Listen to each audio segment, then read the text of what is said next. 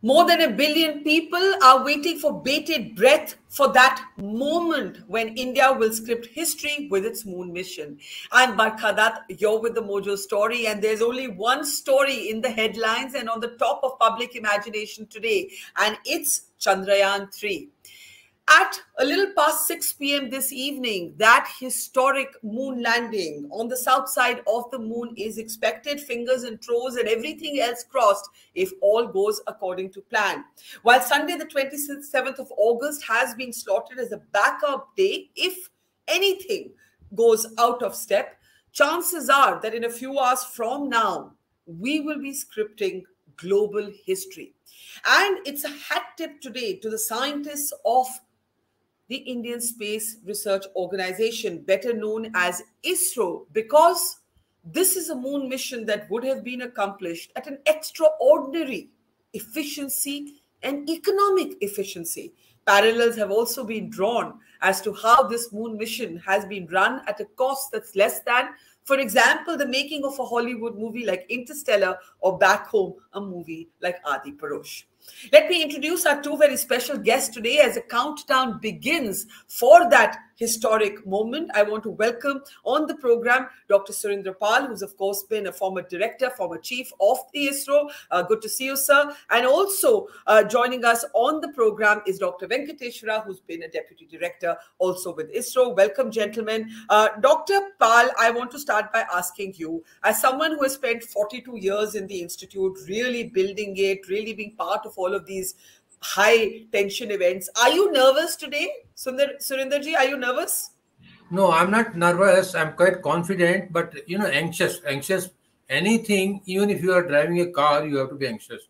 But the amount of precautions which they have taken, the redundancies are built, the tests which have been done, the things have been validated, the softwares have been put into the second. We had a first order, second order polynomials, which has gone to third order polynomial.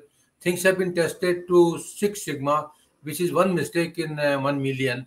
So if you go for all these things, and I also have got a confidence in Chairman ISRO Somnath's confidence that even if everything fails, 2 of the propulsions thrusters are working, we will land. And I'm quite sure that at 6 o'clock, we will land. And already I understand the automatic sequence has started. When it comes to 7.8 kilometers in the perigee comes, it will start, the total process will start, and within 20 minutes it will land. Thank you. Dr. Pal, before I go to Dr. Venkateshwara, we all remember those very heartbreaking images from the last attempt when the then ISRO chief, had to be consoled by the Prime Minister. He collapsed in tears because it was such a moment of heartbreak. What precautions do you think have been taken this time to avoid that kind of heartbreak, not just for ISRO, but also for the entire nation? If you can explain it to our layperson audience who may not have the expertise that both of you gentlemen have. Okay, thank you. I'll explain it. See, at the time we had 5 thrusters, rockets, we can say, layman's language, we can call them rockets. So they were all 440 newtons. This time, 4 thrusters are only there, all are 800 newtons. So it means the thrusting capacity is increased.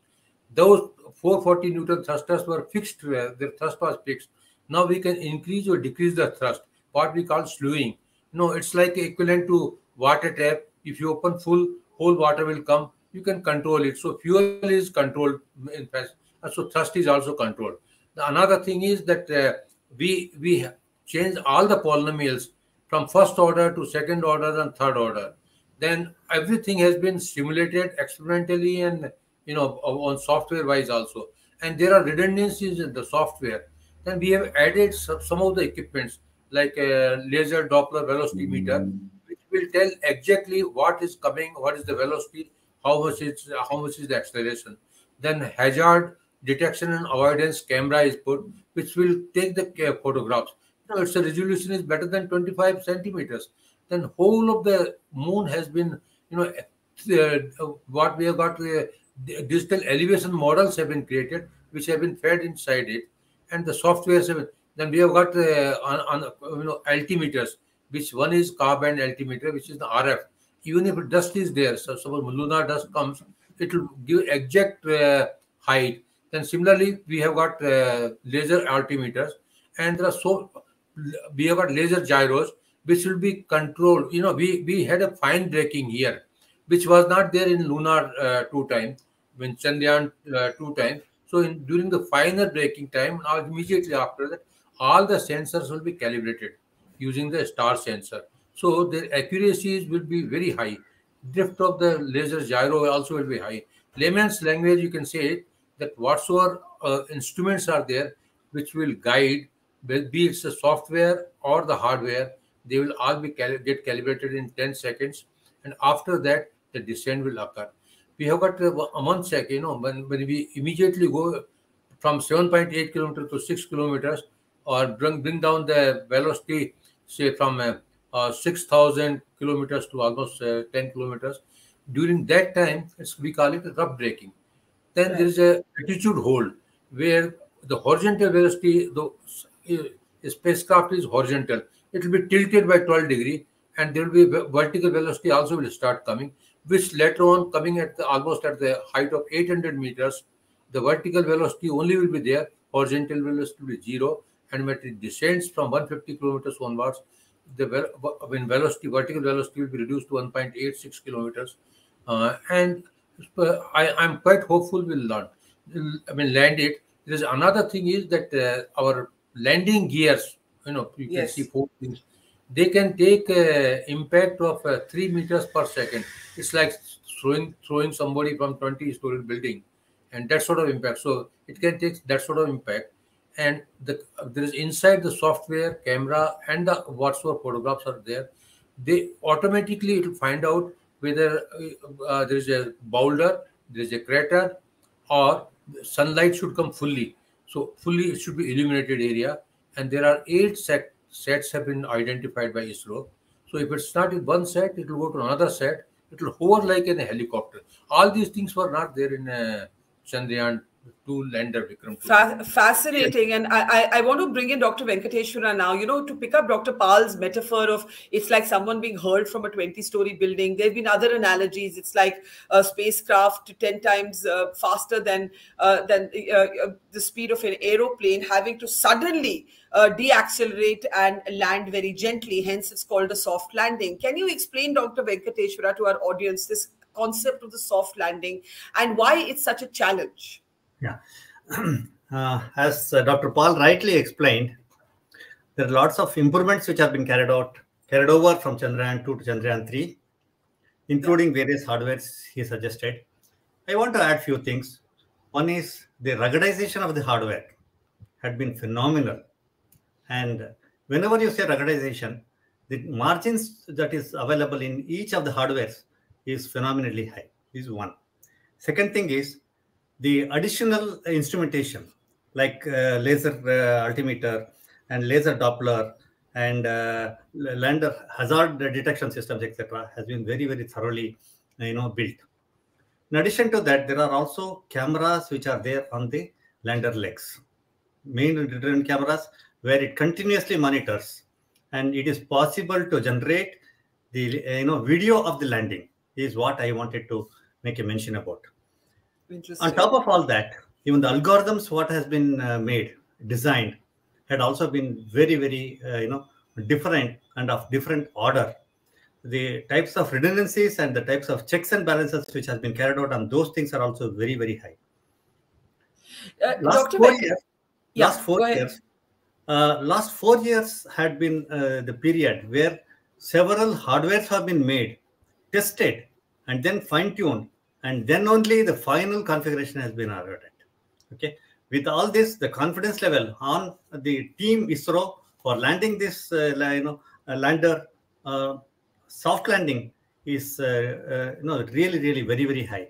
Even though the pressure and the type of reactions what you are seeing outside is different from what you see inside, people are very composed, very very cool, and they are prepared, and they know exactly what they are doing. They are very, very professional. Yes, it's quite amazing given that, the entire country is almost hysterical. The scientists, of course, have to keep very calm. Dr. Venkateshwara, can you please explain what are the challenges, in layperson's term, explain What is the challenge and why this is such an extraordinary moment that the country is about to witness? Yeah, the biggest challenge is the type of while you approach the moon surface, we are landing when the moon is, sun is rising. When the sun rises, the temperature on the moon surface will be extremely high. The temperature excursions are extremely high. It is not just that it is, temperature is high. One side of the lander, which is facing the sun, will be at 200 degrees centigrade approximately, and other surface, which is away from the sun, will be at minus 100, 120 degrees centigrade. Therefore, the challenge of the, thermal mass balance is very, very high. Therefore, the maneuvering of the lander is very important. This is one. Second thing is, we are coming down from 6,000 kilometers per hour. That is, 6 times the speed of 6 or 10 times the speed of an aircraft to 1,200 kilometers per hour. In about 5 to 6 minutes is a real challenge. If it doesn't hold, then we have a problem. Then the next biggest challenge is, while the lander approaches the moon surface, there is going to be dust. Dust will just pop up, and they are all like charged particles.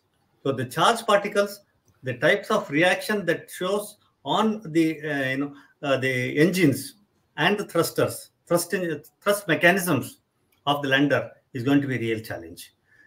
On top of all this, we have decided that we are going to hover.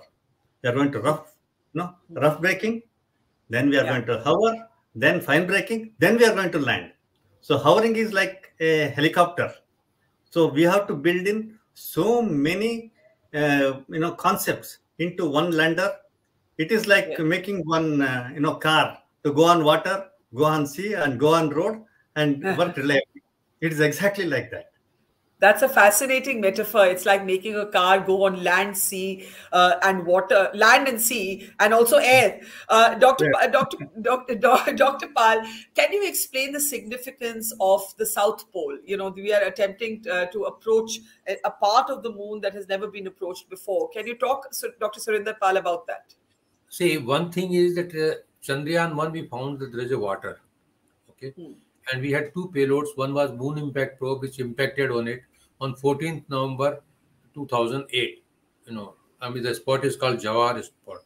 Second is that we had a moon mineral mapper and also one radar. They confirmed that there is a water. And it was found the water is stored in millions of tons in the craters. And there are more craters and mares near the South Pole. South Pole is rough as compared to the equatorial. So landing on equator is much better, much easier. It's comparatively smooth. I won't say it's like a ground, but it's comparatively smooth. But in south, it is not so. That's why the Chandrayaan-3 or Vikram-3 is taking care of all those things. Then if water is there, there are a lot of minerals are there. That if suppose tomorrow an outpost is established, then water contains hydrogen and oxygen. And you can use the solar energy and you can use it, go from there. You can make a rocket fuel. You can do so many things. There's an abundance of helium-3. That's what they presume. And I'm sure that now what we are going to, the Pragyan will tell, because it's going to come see the composition or chemical composition of the sand and the surface. And it will also go inside. One of the payloads on the lander goes inside. So from there we can find out what is the composition. All these things will add to our knowledge of the geology or regolith of the moon, and that will add to what we can do in the future.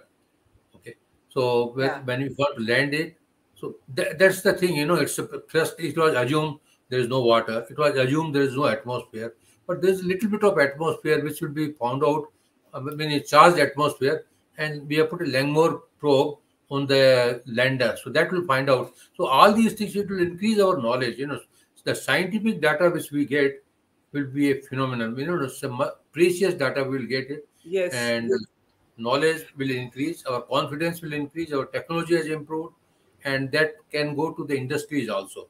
Another thing which I want to add it, to my knowledge, some 10 medium or large scale industries have contributed towards this one.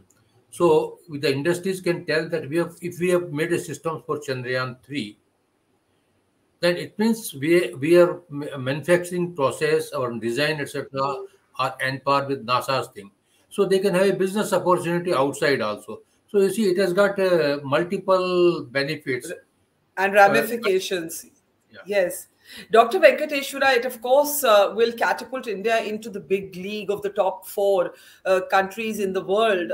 My question is, explain how ISRO has done this literally on a budget that has the world gobsmacked. You know, you've seen the analogies. This has been done with less money than it cost to make Interstellar. It's been done with less money than it cost to make Adi Purush. These are some of the big budget movies. And now, if you look at this, Avengers cost more than 2,000 crores, and Chandrayaan-3 is estimated to have cost a little over 600 crores. This is a marvel. Dr. Venkateshwara, how does ISRO do it? Can we unmute Dr. Venkateshwara, please? 1 second. Let me unmute you. Give me a second. Yeah. Go ahead, sir. Dr. Venkateshwara. Barkha, you know, ISRO always does something which is impossible. And we are known for it. Yes. We are known for it. And yes. we would like to take, we have taken this challenge. See, not now. Even when the, ISRO was conceptualized, that time also there were questions, why ISRO, why space, why money? But even then, with the whatever was given, we have been doing. This is our strength. Having said that, Barkha, we are very conservative people, and we value every rupee that the taxpayer is paying us. We are answerable to 140 crore people of this country, and it is their hard money, and that's what they have believed and put on us. We are only 18,000 people in ISRO, but 140 crore people have invested on us, and that is, we don't want them to be let down. This is where we, having said this emotional part, when it comes to technical part, Barkha, again, the types of design, the types of simulation, the types of approach what we take is conservative approach. We definitely go for the cutting edge, but we see what is optimally required for me. For example, I will give you. There is a milling machine which can give you 0.1% accuracy. But if my requirement is only 0.1 accuracy, I would only go one scale up and say, okay, 0.01 accuracy is sufficient, you give me this. Therefore, save orders of money in establishment of even the capital equipments, number one. Number two, whenever it comes to the making, we always motivate people in such a way that they should work, and they should work on their own, self-motivation. And it makes us, instead of working 8 hours, they start working 10 hours. I'll give you one wrong example. Still, I will give you. We started introducing, at 5 o'clock, a very simple masala dosa. There's a masala dosa story at the heart of Chandrayaan-3. I love it. Yes. Please go ahead. Please go ahead. We introduced masala dosa, and at 5 o'clock office should close. But 40% of the people started staying back. And for me, it was only 10 rupees masala dosa. But what I'm getting out of them is 50 rupees. I'm not exploiting them, but they are very happy to stay. My work is done, and I'm happy to, this is only one example I gave you, but such examples are plenty. Okay. And this is like a family, Barkha. This entire ISRO is like a family. You see, it's the only organization, Barkha, where you see 4 or 5 generations of people are still working. You see, maybe, Mr. Madhav Nair or Radhakrishnan or Sivan or even Paul sir, even though we are, myself just come out of ISRO, but we are all working together, and this is the spirit with which ISRO works, and it makes us very responsible. It is also that it is not that you are told to do something. No, you are given a task, and you said, please do your best, and we will support you, and complete free hand is given in ISRO. That is where we have a strength, Barkha, compared to any other nation, any other organization in this country and the world. It is a beautiful story. I think it has made my day to hear that masala dosa at 5, such a simple thing is all that it takes to make some of the world's brightest men and women work even harder. Dr. Pal, do you want to add to that? How have you achieved this extraordinary budget, a little over 600 crores? It's staggering. And Dr. Venkateshwara has told a very cute, very heartwarming, some details. But if you want to add to that. Yeah, what Dr. Venkateshwara has told is correct. Now, let me add you one thing. we genetically, we are what we call it mitavei. We don't spend more than what is needed. First thing. Second Yes. thing, ISRO does not have bossism. And third thing is that there is a freedom of work. Now, he gave a story of dosa. I'll give you another story. See, for Apple spacecraft, that was our first communication spacecraft. I was in charge of communication. We were supposed to test the communication link. The cost of that was 2 crores if we take it to Paris, Cannes, France.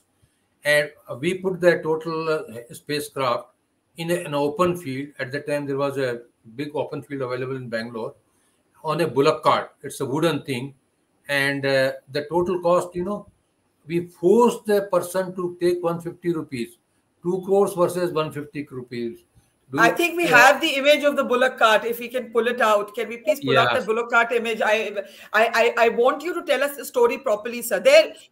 This is the cycle. This is the cone on a cycle. But I think the image, is this the one, sir? Is this the one? This is the thing. So can we put this up on share screen, please? Yeah. Can we isolate this and put this up? I want Dr. Pal to tell us the story. Sir, tell us the story again properly of this bullock cart. See, you put it. This Apple spacecraft was our first communication spacecraft. It was launched in 81. Okay.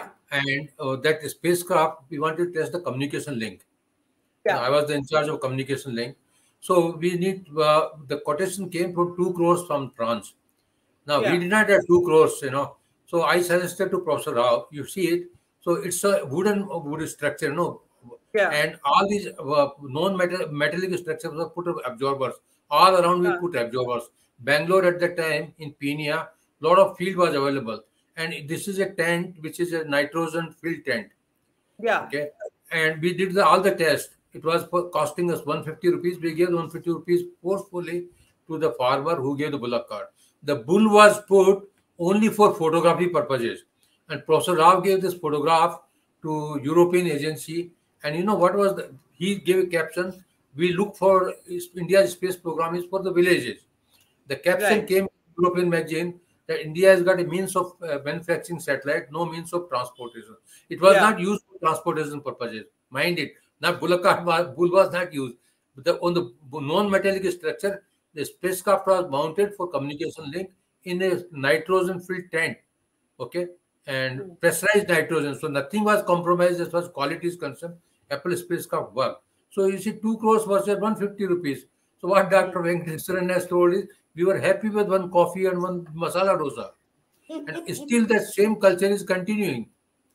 When we were working for Aryabhatta, we were all young persons. I was 25 when Aryabhatta was launched. Professor Ravi managed with the doctor to give us one big complex tablet in the evening in 1975. So that was the spirit. That's all. Here you see this also. I'll tell you the story because I know it. I worked with this. Rose cone was supposed to. There was a VIP. Only one jeep was available, and this is Mr. C.R. Satya. He's no more. He was a good friend of mine. He told this story.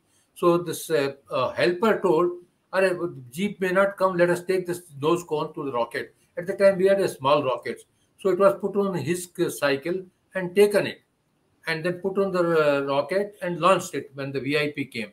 So it's that story. I mean, it's in Thumba. It's not that we did not have, but there was only one jeep available. There was only office was in the church. If you happen to go to Trivandrum, you will find that was the church where initially there. When I joined Trivandrum when SSTC was there, and it was in Valley Hills. Jokingly, 1 second, I asked one of the friend who was a local. He said there used to be earlier monkeys and ghosts. So I asked, what happened to the monkeys? Because big building has come. He said monkeys have become engineers, and ghosts are divisional heads.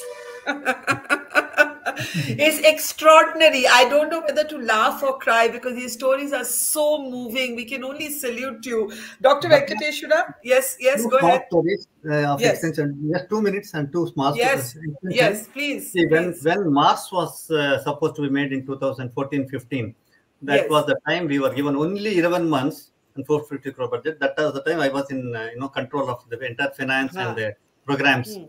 We were given 450 crores. but we did the project in 11 months with all the hardwares which are spare available for other satellites. We didn't make hardware for Mars satellite, and we did it in 450. But 50 crores, I surrendered it to the government. I said, for me, 400 crores is sufficient. 50 crores, I'm giving it you back. So you actually gave money back to the government. Back to government. We said 450 was allocated to us. 50 crores, we have returned the money back to the government. This is how ISRO works. Amazing. And that is, amazing. And you see, Mars orbiter mission, that was the only mission in the world which was successful for the first time in the entire world, where Russia took 7 times, US took 7 times, Russia took 5 times, and we were successful for the first time. Amazing. Let me ask you both in the end. You know, there are so many of India's finest minds that go abroad. We have a brain drain. But there are people like yourselves who stay here, who spend 150 rupees instead of 2 crores, who give back 50 crores to the government because there's a budget surplus, who feel you owe answers to the taxpayer, who are going to achieve this moon mission at a cost less than what it cost to make Avengers the movie. What motivates you? Let me start with you, Dr. Pal. What motivates men and women like you? See, Barkha, I think it may be some slightly out of syllabus for the present thing. When I passed out from Pilani, my MTech, I joined Trivandrum. Okay, as a young man of 21 years old. Trivandrum was a village, and my all classmates went abroad. And I did not go abroad because I wanted to work something for, and I met Dr. Sarabhai, and he said, you have to become expert. You can't we can get the expert from outside, but you have to become expert and you work it. So it was I don't think there is an equivalent word in Hindi or English, junoon. It's a junoon of working for space technology, and that has brought us to Chandrayaan-3. Right. So, junoon is the word that is a very apt word. Dr. Venkateshwara, would you add to that it is, Dr. Pal says it is our junoon. Would you add to that? Definitely, Barkha. But the type of motivation that the self-motivation what these people have, and the type of commitment what these people give is really amazing. But Barkha, one small extension I would like to give. Yes. What is that which motivates ISRO people so much? Yes. If you see, Barkha, anybody, the money, the requirement is all for few years of their initial life. After that, it all becomes useless. Here in ISRO, we enjoy our work. Enjoyment of work, if you see, if somebody gets, many people have left multinational companies, come back from abroad, and they have served ISRO. Okay? Yes. Because that, the joy of work.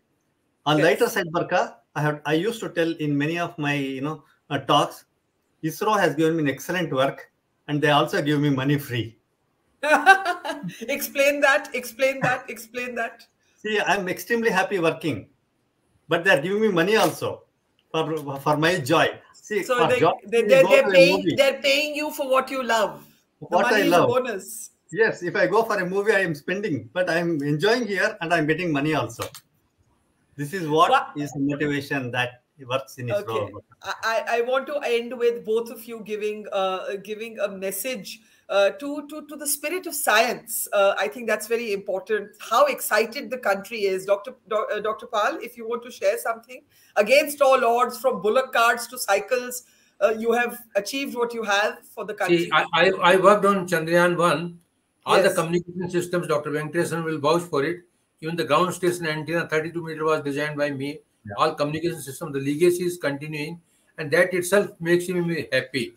Okay, what Dr. Venkateshwaran said, yes, ISRO has given us money. We have got our own house, medical is taken care, knowledge is increased, and everybody will feel very proud of the Chandrayaan-3 landing, and we will one of them. I bought the laddus to distribute. Not masala dosa, Dr. Pal, not masala dosa. No, we have laddus. Masala dosas are available still in ISRO, and they give masala dosa only. No, Barkha, what Paul sir is saying is, after every launch, we are given laddu in office. One laddu, like Tirupati laddu, is given, and people wait for it. It's not that people can't buy, but it is the joy of eating that laddu. One more small thing I will say and close it. We have been given joy. We have been given happy life in ISRO. Some people have got partners also.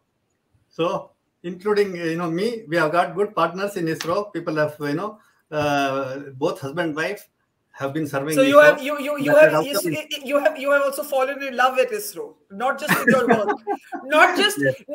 your work, not just with your work, right? That's right. Yes, so his better half is from ISRO. That's why I'm saying. She's right now sitting in. Oh, 1 minute. So Dr. Venkateshwara, your wife is part of Chandrayaan-3? Yes, she's sitting in control room right now. Okay, how does that make you feel as a husband? Tell us a little more. It is really great. We have been, serving together, even with the blessings of Surendra Pal many times. Like he has treated us like his children, and we have been working. We understand each other very well. We understand our pressure. We know that we are dedicated to the country.